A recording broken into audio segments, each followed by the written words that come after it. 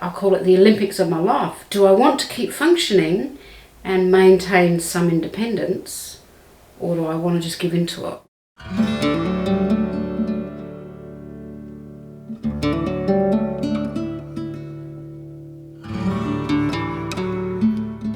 Misperception that you're end stage, dribbling down your shirt, can't function, can't comprehend, can't communicate, but actually very few people are like that the day they're diagnosed.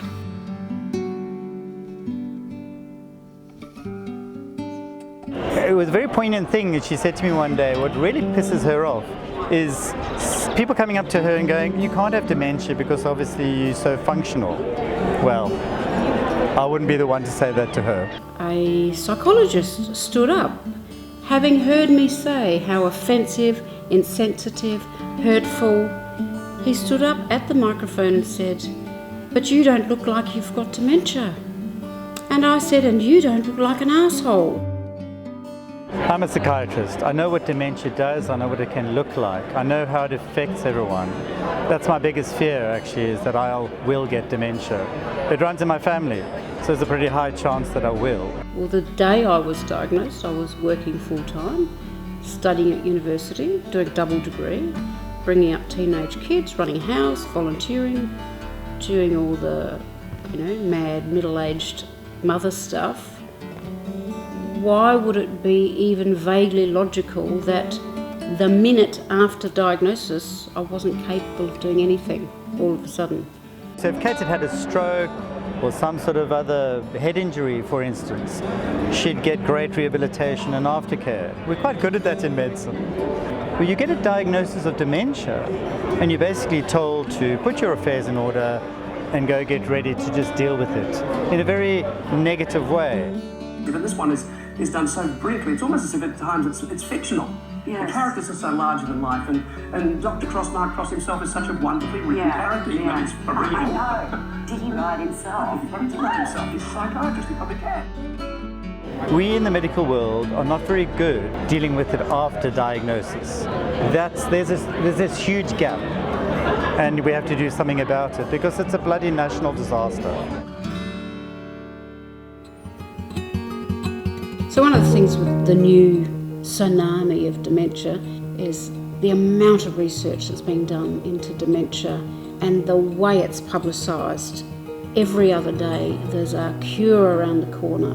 Most of the conferences I've been, they usually have a session, will there be a cure in 2025 for dementia? And usually it's a resounding no by all the top researchers in the world. And what we hope to do in this documentary is kind of sift through all the research that's out there, find the best evidence for possible cure, the best evidence for risk reduction, the best evidence for slowing down the progression of dementias.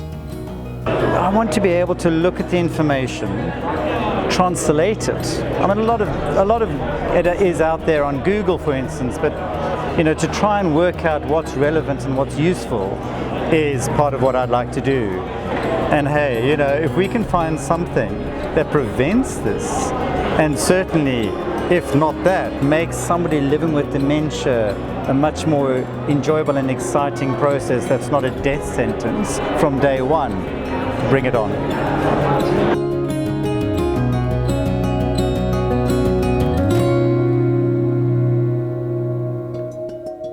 It smells like a home, it feels like a home, and it functions like a home.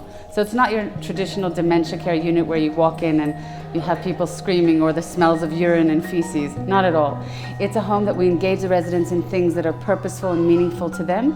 So things like getting them involved in the cooking and the baking and the gardening and the shopping to their capacity. And we celebrate who they are, and very much they're individualized and not institutionalized.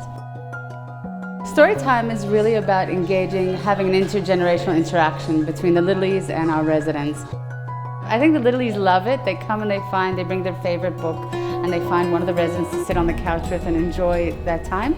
But I think the residents, for a few minutes, they get to feel like somebody needs them again and that they can have that connection, which is invaluable. We don't research on improving current care and practice for looking after those people if we don't put money into research into slowing the progression, helping us to live longer, more independent lives, then the cost not only to us but to government, to the health sector, is massive. We really need much more research into managing dementia better once we've got it. You're great to give Christmas presents to, Mum. We just give you the same thing, year in, year out. We just wrap it again.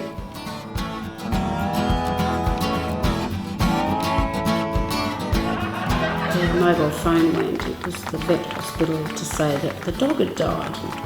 They sat back down at the table and I said, "So I guess you won't be wanting a doggy bag today."